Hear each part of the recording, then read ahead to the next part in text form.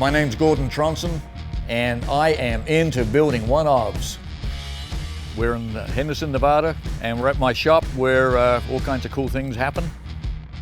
I was born in New Zealand, and in a nutshell, I always wanted a Mustang, and the only way to get one was to come to North America. So in my 20s, I immigrated to Canada, and it really was because I wanted a Mustang. 2 weeks later, arriving in Canada, I actually did buy a Mark I 351 Cleveland fastback. I'm not sure why I had a passion for American muscle, but I do remember working in an engineering shop, and I got to work on a Ford mainline, and of course it had a V8 in it. And once I really found out what V8s were all about, then I was stricken. I mean, that was it. It was all over. What we got here is a 1929 Model A rat rod, and this is about as ratty as you can get. Started out with just a bare shell.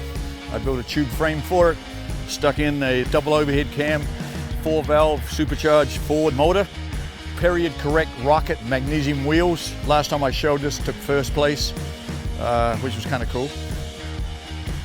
Pretty much everything around here I keep. I'm kind of been known for that, not to sell anything. I fall in love with all of them. What we got here is a 1953 Ford ranch wagon, 2-door. Most of the floor's missing. So I'm not sure what we're going to do with this. We're going to restore it or just take the body off and plonk it on something later.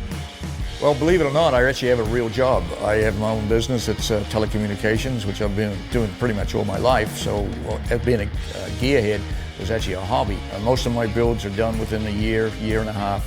And chances are, while I'm building that one, I'm already thinking about building the next one.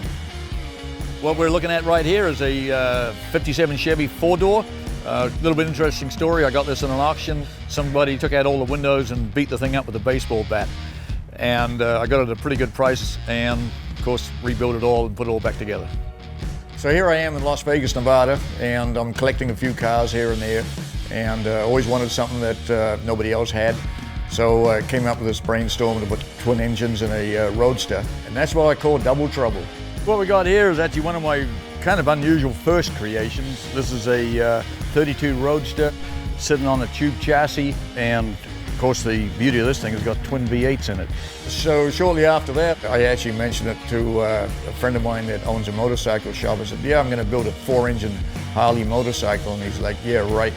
So, because that was it, so I had to. I bought the motors brand new.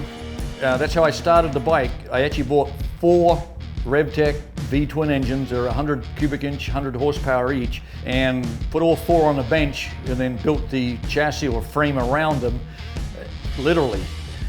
What's interesting about that, quite an engineering feat, the 2 engines on the left actually run backwards, and that was no easy task. Took a little while to get it, but probably the only 2 V-twin engines in the whole entire world that run backwards. While I was in Canada, of course, I saw my first Lamborghini Countach in a magazine, and that was just over the top. I thought that was the most beautiful, coolest car on the planet. And of course, the price tag on those things, even back then, was way, way, way out of my reach. So I did what any other Kiwi would do. I just built my own damn Lamborghini. So believe it or not, this here is a Lamborghini Countach.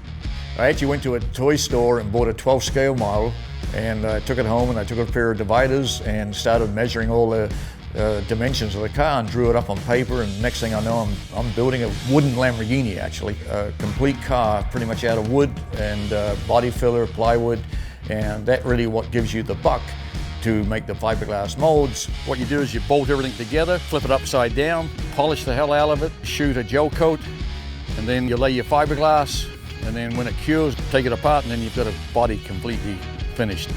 It went so well that I had a lot of people wanted to buy kits from me, buy cars. So back in the 90s, that's what I was doing. I was actually building Lamborghini replicas. I built about 10 of them, and things were going great until some guy walked in and served me with a $5 million lawsuit to quit doing it. So that was the end of that.